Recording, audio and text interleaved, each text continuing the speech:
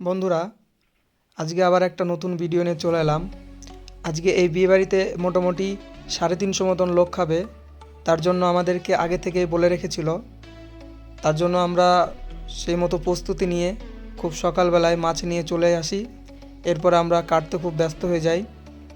তো তোমরা দেখতেই পাচ্ছ মাছের চেহারাগুলো, প্রায় 3 থেকে 3.5 কেজি ওয়েটের মাছ। তোমরা পিসগুলো দেখো একবার, একদম রসগোল্লা জ্বলছে।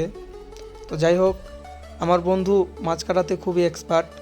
যার যেরকম রিকোয়ারমেন্ট সেইভাবে আমার বন্ধু মাছ কেটে দিতে পারে, তার জন্য কোনো প্রবলেম নেই। এরপরে ছিল পাবদা মাছ, মোটামুটি 350 মতন পাবদা সর্ষে বাটা হবে। তো আমরা সেইভাবে পাবদা মাছগুলোকেও কেটে দিই। মোটামুটি 40 কিলো মতন মাছ ছিল।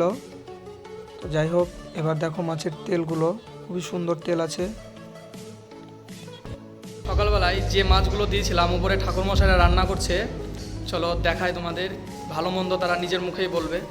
ভিডিওটা কেমন লাগলো জানাবা সবাই, আর ভালো লাগলে একটা কমেন্ট, একটা লাইক, একটা ফলো করে নেবে। ঠাকুরমশাই, আজকের মাছগুলো কেমন? হ্যাঁ, আপনারা খুশি? ঠিক আছে।